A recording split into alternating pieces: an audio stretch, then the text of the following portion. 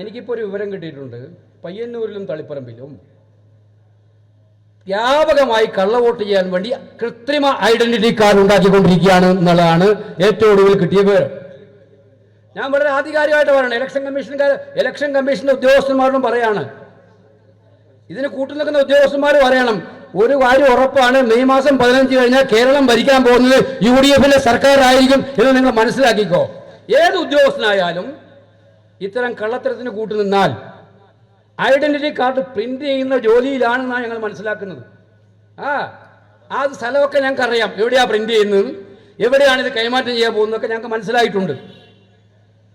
അപ്പൊ ഈ തളിപ്പറമ്പിലെയും പയ്യന്നൂരിലെയും പ്രത്യേകിച്ച് ഈ തെരഞ്ഞെടുപ്പുകളെ അട്ടിമറിക്കാൻ കൃത്രിമ വോട്ടർ പട്ടിക ഉണ്ടാക്കിയിട്ട് അതല്ലെങ്കിൽ ഐഡന്റിറ്റി കാർഡ് ഉണ്ടാക്കി ആ ഐഡന്റിറ്റി കാർഡുകളെ കൊണ്ട് വോട്ട് ചെയ്യിപ്പിക്കാനുള്ള ശ്രമമാണ് CPM ഇവിടെ നടത്തുന്നത്.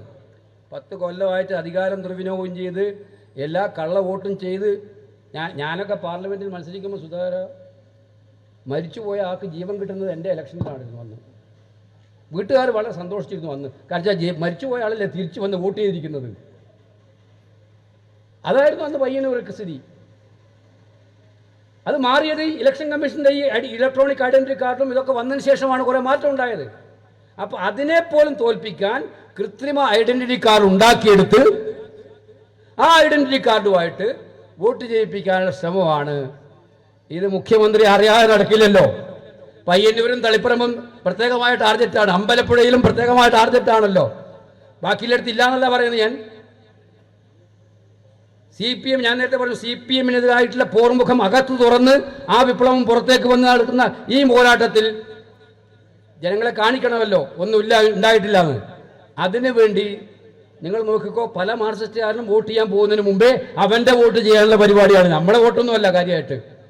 അവർക്കിപ്പം വിശ്വാസക്കുറവ് സ്വന്തം അണികളിൽ തന്നെയാണ് ഏറ്റവും കൂടുതൽ വിശ്വാസക്കുറവ്. കള്ളവോട്ട് ചെയ്യാൻ പോലും ആരും ഏൽപ്പിക്കാൻ വിശ്വാസമില്ല. കാരണം ആ കള്ളവോട്ട് ചെയ്യാൻ ഏൽപ്പിക്കുന്നവൻ ആർക്ക് ചെയ്യുന്നുള്ള ഒരു ധാരണ പോലും ഇപ്പം ഉണ്ടാക്കാൻ പറ്റാത്തതിൽ മാർക്സിസ്റ്റ് പാർട്ടി പ്രതികൂട്ടിലാണ്. അപ്പോൾ അതുകൊണ്ട് ഞാൻ ഉദ്യോഗസ്ഥന്മാരുടെ ശ്രദ്ധയപ്പെടുത്തുകയാണിത് ഉത്തരവാദിത്വ ബോധത്തോടു കൂടി. അപ്പോൾ അതുകൊണ്ട് ഈ കാര്യത്തിൽ അടിയന്തരമായ നടപടി സ്വീകരിക്കണം. കിട്ടിയൊരു വിവരം അവർക്ക് ഷെയർ ചെയ്യാൻ ഈ വേദി ഉപയോഗിക്കുകയാണ്.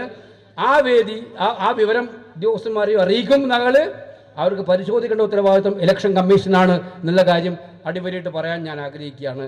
അങ്ങനെ ജനാധിപത്യത്തെ അട്ടിമറിക്കാൻ മോഡി അവിടെ ചെയ്യുമ്പോൾ അതിനേക്കാൾ കൂടുതലായിട്ട് ഇവിടെ ചെയ്യാൻ CPM രംഗത്ത് വന്നാൽ അതിനെ നേരിടാൻ ഞങ്ങൾ സർവ്വസന്നാഹത്തോടെ മുന്നോട്ട് വരും. നിയമപരമായിട്ടുള്ള എല്ലാ നടപടികളും സ്വീകരിക്കുമെന്ന് കൂടി പറയാൻ ആഗ്രഹിക്കുകയാണ്.